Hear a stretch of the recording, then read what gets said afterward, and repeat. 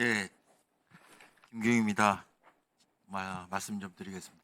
먼저 첫 번째 드리고 싶은 말씀이 그 회담이나 행사를 할 때 물품 반출입 관련된 얘기를 좀 드리고 싶은데요.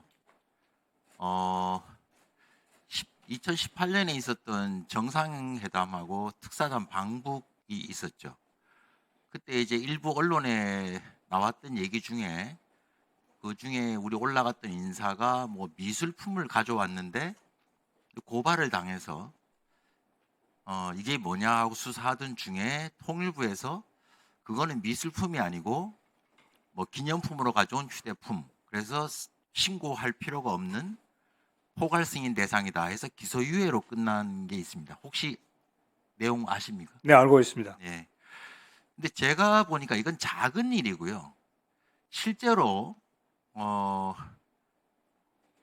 그 미술품이라는 거는 이적성 여부 때문에 반드시 신고하고 승인을 받아야 되는 품목이고, 또 그거를 샀을 때 주는 대가 부분도 있고, 현금이죠. 벌크 캐시고, 만수대 창작사라는 곳이 또 제재 대상이거든요.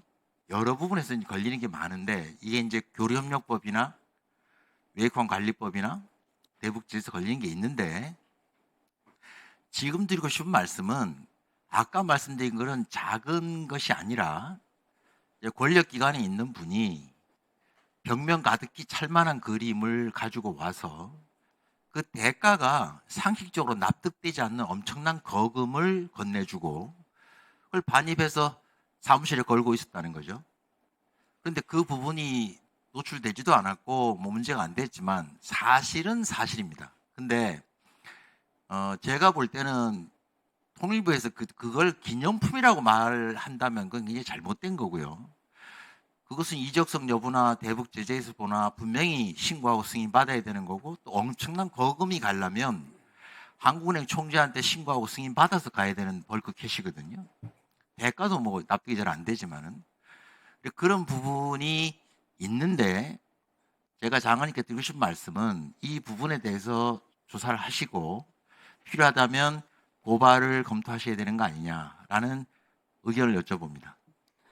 네, 이 남북 회담하고 행사 시에 이 반출입 관련해서 이 사각지대가 있는 것은 사실입니다. 방금 말씀하신 대로 그러한 과거의 사례들이 있는지 통일부에서 살펴보도록 그렇게 하겠습니다. 하여간 본 의원이 파악하기로는 분명히 큰 문제가 있는 부분이 있었기 때문에 그에 대해서는 아마 좀 철저하게 조사를 하시고 필요하다면 관계기관과도 의견을 나눠보시는 게 좋을 것 같습니다. 다음 부분은 아까 우리 존경하는 유승락 의원님께서 얘기하신 이제 부분인데, 일부에서 지금 오늘도 뭐 최고인민회가 진행하고 있는지 안 하고 있는지 제가 알 수는 없지만 뭐 헌법에서 통일을 지운다 뭐 이런 얘기들이 나오고 있지 않습니까? 그러다 보니까 이제 여러 걱정들이 많으신 것 같아요. 그 본의에 드리고 싶은 말씀은 동서독을 보면 69년에 베를린 장벽을 세웠죠. 74년에 두 개 국가를 주장하면서 헌법에서 통일을 지웠습니다. 동독이. 그리고 SS-20이라는 중거리 핵을 배치를 했죠. 뭐 그때 당시에 생각해 보면 뭐 이거는 뭐 다 끝났구나 이렇게 생각할 수 있겠지만, 그 일이 있은 지 단지 15년 만에 베를린 장벽이 무너지고 독일이 통일됐습니다. 지금 북한 본 의원이 그동안에 경험한 북한을 보면 김일성 시대의 주민들 북한 상황과 김정일, 특히 94년, 95년 이후에 북한의 상황, 당 간부들까지 많이 바뀌었습니다. 실제로 의식도 바뀌었고 생각도 바뀌었고요. 김정은 들어선 이후의 상황, 저는 어떤 건지 충분히 예상이 가능합니다. 이거는 뭐 어떤 정권에서 자기들이 어떻게 주장을 하든 어떻게 보면 이렇게 하는 것 자체가 그만큼 불안하다는 것을 동전 양면처럼 보여주고 있는 것이다. 이제 반동상 배역도 있지만 이렇게까지 극단적인 행동들을 계속 한다는 것은 그만큼 자신이 없고 불안하다는 것이죠. 또 예전에 김일성이 자신 있을 때는 조선은 하나다라고 외쳤잖아요. 통일하겠다고. 그러다가 김정일 때 자신이 없어지면서 낮은 단계 연방제로 한 발 물러섰거든요. 이제는 더 자신이 없으니까 이제 따로 살자고 하는 거예요. 그러니까 이제 점점 우리에게는 우리가 주도해서 통일을 끌어갈 상황이 오고 있구나. 생각을 바꿔보면 굉장히 불안해하고 겁을 먹고 있구나. 이렇게 볼 수도 있다. 그러니까 그런 점에서는 북한의 이런 태도가 이러니 어떡할 거냐라는 걱정보다는 이럴 때일수록 우리가 하나가 돼서 지어 힘을 모으고 통일까지 좀 우리 내실을 기하면서 가자라는 자세가 필요한 때다. 아까 그래서 유성남 의원님 말씀하신 게 이제 앞으로 어떻게 할 거냐라는 부분에서 정부의 어떤 대책을 요구하셨는데, 저는 지금 통일 논의와 관련해서는 정부도 정부지만 국회가 할 일이 많다. 이 남남 갈등이든 이런 이념에서 뭐 정책 방향에서 이렇게 갈리는 거는 정부에서도 책임이 있겠지만은 국민의 대의기관인 국회가 제의를 못하고 있어서 그런 것이고, 여야가 초당적으로 우리 국민들의 뜻을 하나로 모을 수 있는 뭐 국민 대토론회가 됐든 뭐 공청회가 됐든, 그래서 저희 국회가 중심이 돼서 통일에 관련된 국민 뜻을 모아나가야지 정부가 뭐 하고 있느냐고 소리치는 것만으로는 되지 않는다. 뭐 저 본 의원은 생각이 그렇습니다. 그래서 이 문제에 대해서 다시 한번 추당적으로 통일 문제에 관한 국민 대토론회든 국회가 중심이 돼서 이 지금 중요한 상황에서의 국민 뜻을 모으자라는 말씀을 드리면서 이거에 대해서 장관님 의견을 여쭙고 싶습니다. 네, 의원님 말씀에 전적으로 동의하고 앞으로 통일부는 국회와 여러 가지 사안에 있어 적극적으로 협조해 나가도록 그렇게 하겠습니다. 예, 수고하셨습니다. 예. 지금까지 보니까 여러 논의들이 오물풍선에 대해서 워낙 얘기들을 많이 하셔서 저도 좀 이 문제에 대해서 조금은 다른 얘기를 좀 드릴까 합니다. 우선 먼저 드리고 싶은 말씀이 이제 오해들이 없게 하기 위해서 지금 많은 의원님들 말씀대로 북한 오물풍선 때문에 국민들 걱정이 많으시고 우려가 있으시지 않습니까? 그러니까 통일부가 국방부, 행안부, 또 지방자치단체, 경찰들하고 잘 협조를 하셔서 우리 국민들께서 불안하시는 게 좀 최소화될 수 있도록 여러 가지 좀 노력을 다각적인 방안을 강구해서 해주시면 좋겠다. 이 말씀을 먼저 드립니다. 두 번째로는 이제 여기서 논의되신 것들이 전단을 보내서 이걸 보내는 거다라고 이게 딱 단선적으로 정리가 되는 것 같습니다. 우리가 보내니까 보내는 거다 이렇게 됐는데, 조금 넓게 한번 북한 행태를 한번 봐주셨으면 좋겠습니다. 북한이 우리가 대북 적대적 행동을 계속한다 하면서 했던 일들을 보면은 과거에 탄도미사일 발사 중장거리도 많이 하고 연락사무소 폭파도 하고 확성기 원점 타격이라고 포를 쏘기도 했고요. 말하자면은 이제 서울 뭐 핵 공격할 수도 있다고 하고 다양한 도발들을 NLL 쪽에서 침범해서 충돌하기도 하고, 북한이 생각할 수 있는 국지적인 도발을 포함해서 참 많은 방안들이 있습니다. 실제로 북한이 쓸 수 있는 카드가. 근데 기억하시겠지만 최근에 북한이 오물풍선 보내는 것 말고 다른 어떤 좀 강도 높은 도발을 하고 있다고 보이시는지, 제가 이제 본 의원이 보기에는 좀 특이합니다. 특이한 이유가 언뜻 보면은 러시아하고 뭐 동맹 관계로 군사 동맹도 올렸고 뭐 무기 팔아서 돈도 좀 벌었고 여러 가지 측면에서 볼 때 김정은 정권 입장에서는 별로 그렇게 나쁜 게 없죠. 실제 과거 미국 중심의 패권이 있을 때보다는 지금 뭐 식민전이 오면서 뭐 뒷부분 자기 뒷뼈도 좀 든든해졌고, 그렇게 보면은 뭐 그렇게 나쁠 게 없어 보이는데 본 의원이 보기에 김정은은 매우 불안해 보이고 푸틴과의 정상회담 때도 반드시 약속을 지켜달라는 얘기를 꼭 덧붙이고, 실제로 북한의 지금 내부 사정을 보면 뭐 정확할지는 모르겠지만 환율 예전에 4,000원대 봤는데 15년부터 8,000원이고 지금 보니까 16,000원까지 올라가 있어요. 달러에 대한 환율이 16,000원. 위안화도 같이 올라가 있고요. 쌀 가격도 보니까 지금 역대 가장 높은 수준의 식량 쌀 가격이 지금 되고 있습니다. 바꿔 얘기하면 휘발유 가격이든 쌀 가격이든 환율이든 김정은 처음에 2010년에 잡았을 때랑 무역이라든가 경제 사정을 보면 더 나빠져 있거든요. 실제로는. 사실 북한 경제가 95년 수준 정도로 돌아가고 있다라고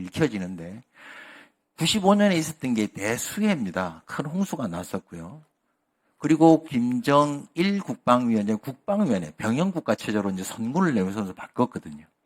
이번에 대수해가 났지 않습니까? 김정은이 느끼고 있는 지금 심리적인 어떤 부분에서는 95년에 있었던 수해와 함께 그때 김일성도 94년에 이제 죽었죠. 지금 김정은의 심정이 어떨 것인가라면 유추해 보면 굉장히 불안할 수 있습니다. 기본적으로. 아버지 김정일이 겪었던 상황과 유사한 상황을 맞고 있기 때문에 경제는 더욱더 안 좋아졌고요. 그런데 도발은 군사 도발이나 센 걸 하지 않고 있어요. 장거리 미사일을 쏘거나 뭐 NLH 뭐 국지적인 충돌이 있거나 뭐 우리 DMZ 통해서 총을 쏘거나 하는 게 아니고 아주 소프트하다고도 말할 수 있는 소프트하다는 표현이 이상할 수 있는데 오물풍선만 보내고 있거든요. 얼마 전에 무인 항공기도 보냈는데 무인 항공기도 안 합니다. 이것이 갖고 있는 의미가 뭐냐? 아까 우리 전단에 대해서 우리 전단은 아시겠지만 우리가 아무리 말려도 무조건 날리겠다는 분들이 계시는 건 다 아시잖아요. 저쪽도 알고 있죠. 아, 저 사람, 저건 무조건 온다. 그러면 북한에서 볼 때 도발이라는 비난을 받지 않고 유엔 제재가 강화되지도 않으면서 특히 이것을 뭐 어떻게 보면 뭐랄까요. 북한이 하는 나쁜 짓이다라고 이렇게 확 보이지 않는 것 같이 마치 전단 때문인 것처럼 책임을 남쪽에 돌리는데 그들이 거두고자 하는 효과는 다 거두고 있다. 쉽게 말하면 일석삼조 이상의 효과가 있는 계산이 떨어졌다는 거죠. 그러니까 다른 거 어려운 거 할 거 없이 이것만 그냥 열심히 해도 본인들이 원하는 결과는 충분히 있고 있다라고 판단할 수도 있다. 이런 부분에서 우리가 뭐 국민 불안을 해소하기 위한 일은 해야 되겠지만 북한의 의도도 잘 읽을 필요가 있다고 생각이 됩니다. 장관님 생각 말씀해주세요. 네. 북한이 아까 말씀하신 대로 주체가 불분명한 그런 군사적인 도발을 할 가능성도 배제할 수 없다 이렇게 생각합니다. 자, 거기에 대해서 정부도 국민들의 생업에 종사할 수 있도록 만반의 대비 태세를 갖추고 있다 하는 점을 분명하게 말씀을 드립니다. 예, 수고하셨습니다. 네, 질의드리겠습니다. 오늘 그 전단 얘기 나오고 그게 이제 인권 얘기로 가면서 갑자기 이제 통일부가 뭐 인권 담당하는 부서로서 맞냐, 인권을 왜 통일부가 하냐까지 말씀이 나오는 걸 들으면서 약간 좀 제가 황당했다는 무슨 느낌을 드리고요. 우선 다 같이 한번 8년 전에 여야가 합의해서 북한 인권법을 제정했습니다. 여야 의원들께서 북한 인권 문제가 중요하다고 해서 반드시 해야 된다고 해서 인권법을 제정하고 그 주무부서로 통일부를 지정을 했죠. 통일부가 인권법에 나와 있는 내용들을 철저히 잘 해라 이렇게 합의해 주신 겁니다. 근데 어떻게 돼서 이제 왜 통일부가 인권을 하고 있냐라는 얘기가 나오는 걸 보면서 8년 사이에 무슨 일이 있었는지 잘 모르겠어요. 근데 통일부가 최근에 7월에 지금 국회에 북한 인권재단 이사하고 증진위원회 위원 추천을 요청하셨죠. 네, 했습니다. 올해 21일 국회에 13번째로 지금 했습니다. 그런데 그거에 대해서 아직 답은 못 받으셨죠. 네. 혹시 장관님께서 여야 원내대표를 만나셔서 한번 촉구하시거나 하는 그런 일도 한번 하셨습니까? 아직까지 그렇게 하지는 못했습니다. 사실 인권법의 핵심 기관이 인권재단인데 전혀 출범을 8년째 못하고 있고 그 이유가 혹시나 아까처럼 북한 인권 문제를 인권법 제정할 때와는 다르게 혹시 여기 계신 의원님들 야당에서 이건 뭐 그렇게 중요하지 않다라고 생각하시거나 이거 별로 뭐 할 일 아니다라고 생각해서 그러시진 않을 겁니다. 제가 볼 때는. 그런 면에서 장관님께서 이번 차제에 인권재단 출범을 위해서 여당은 물론이지만 야당 원내대표도 만나셔서 좀 적극적으로 좀 요청을 해주시는 게 좋겠다라는 건의를 한번 드려봅니다. 어떻게 네. 하시겠습니까? 예, 협의에 나가도록 하겠습니다. 그리고 아까 우리 김기현 위원님께서도 말씀하셨습니다마는 북한이 민주적으로 통제되는 사회가 되는 것이 한반도 평화를 위해서도 그렇고 통일로 가는 우리가 남북 연합을 이루는 과정에서도 가장 중요한 관건입니다. 우리가 원하는 자유민주적 기본질서한 평화 통일이나 평화적 통일이나 혹은 우리가 남북 연합을 이루려고 하더라도 북한이 민주적으로 통제되는 사회가 되지 않으면 이룰 수 없는 것 아니겠습니까? 그러려면 아까 누가 얘기하신 건강권, 생존권도 물론 중요하지만 자유권적 기본권 당연히 보장되어야 우리가 원하는 평화도 통일도 이루어지는 것인데 그를 위해서 일하는 것을 뭐 약간 뭐 이상한 일을 하는 것처럼 얘기하신다면 저는 그냥 그건 좀 문제가 있다. 그래서 북한이 인권법 제정할 때 정신으로 다들 돌아와 주셨으면 좋겠다라는 말씀을 드리고자 합니다. 이상입니다. 예, 수고하셨습니다. 네. 두 가지 말씀드리려고 하는데 하나는 아까 한정 의원님 말씀하신 것처럼 그 상당히 일리가 있는 말씀이지 않습니까? 지금 하나원 2개 중에 화천에 있는 게 너무 크고 규모가 사실 큰 데 비해서 사람이 너무 없고 이게 뭐 단기간 내에 크게 쓸모가 있게 바뀌지 않을 거라는 건 다 알고 계신데 아까 말씀하신 것처럼 서울 수도권에 지금 많은 분이 계시고 그분들한테 직업훈련이라든가 이걸 시킬 때 그거를 강원도 쪽에 이렇게 넘겨드리고 그걸로 수도권에 지금 뭐 마곡동에 있는 통합센터처럼 교통 좋은 곳에 좀 규모가 작더라도 뭘 하나 마련하면 훨씬 이용하는 분도 편리하고 뭐 예산의 어떤 효율성 같은 것도 도모할 수 있다. 그래서 그런 부분을 좀 적극적으로 검토해 보실 필요가 있는 대안이라고 생각을 합니다. 쉽진 않을 거라고 보는데 그래도 그건 한번 참고해 보셔서 좋은 의견이라고 저도 말씀을 드리고요. 뭐 장관님 아시겠지만 지금 북한, 중국이 좀 불편합니다. 기본적으로 시진핑 주석 축전이 노동신문 1면에 왼쪽에 실리지 않고 2면에 가서 이제 나온다든가 혹은 노동자들 나오는 건 다 내보내고 다시 들어가는 비자는 잘 주지 않고 여러 가지 예전에 그냥 묵인했던 밀수 그러니까 이제 물물교육 민간이 일반 주민이 하는 것들도 좀 단속을 엄청나게 해서 아까 말씀드린 대로 쌀 가격 환율이 오르고 있고 어쨌든 중국 입장에서는 이제 굉장히 북한을 좀 힘들게 하고 있는 부분이 분명히 있고요. 그에 대해서 북한도 노골적으로 불만을 표시하고 있는 상황인데 제가 드리고 싶은 말씀은 지금 11월 달에 페루에서 에이펙 열리면서 지금 한중 정상회담 준비가 되고 있지 않습니까, 사실. 그게 잘 성공적으로 이루어지면 14년 이후에 10년 만에 시진핑 주석이 방한할 수도 있습니다, 기본적으로. 이걸 알고 있는 북한 입장에서 순순히 중국하고 우리가 가는 대로 끌려갈 것이냐? 그렇지 않겠죠. 북한 나름대로도 뭔가 다시 자기가 주도할 수 있는 카드를 찾을 것 같고요. 또 하나 걸려있는 하나의 변수가 미국 대선입니다. 미국 대선에서 지금 박빙이라고는 하지만 북한 입장에서 트럼프를 유리하게 해줄 수 있는 카드가 있을 수도 있거든요. 그러니까 미국 시민들에게 북한에 대한 관심도 불러일으키면서도 트럼프가 오히려 되면 훨씬 이 부분에서 해결할 수 있는 뭐 당사자, 주인공이 될 수 있다는 걸 주는 게 그 사람들 머리에서 생각할 수 있는 카드입니다. 그렇게 보면 제가 드린 이제 말씀은 올해 이제 얼마 남지 않았는데 11월까지 북한이 중국을 견제하기 위한 카드 그리고 미국에서 뭔가 대선에 영향을 줄 수 있는 카드는 역시 도발입니다. 도발의 종류가 뭐 핵실험도 있고 뭐 ICBM도 있고 옛날 연평도처럼 실제 NLL 부근에서의 어떤 충돌 같은 것들도 충분히 뉴스가 될 수 있고 그 상황이 벌어지는데 시진핑이 방한하기는 어렵거든요, 실제로. 나름 북한이 계산하고 할 수 있는 여러 가지 그 계산이라고 할까요? 그들 표현대로 치면 뭐 타산이라고 하는데 아마 엄밀히 타산하고 있을 것 같습니다. 제가 볼 때. 그런 면에서 우리 정부도 북한의 그런 움직임이 나올 거에 대비해서 뭐 중국과의 협의라든가 미국과의 어떤 협의들을 자신이 좀 준비해 놓을 필요가 있고 대책도 마련할 필요가 있다. 뭐 일단 뭐 가능성의 얘기지만 모든 가능성에 대비해야 되는 건 뭐 정부가 할 일이니까. 그래서 그 부분에서 장관님께서 NSC 멤버들과 같이 여러 가지 다양한 시나리오에 대한 대응을 좀 준비할 필요가 있다 이런 말씀을 드리겠습니다. 네.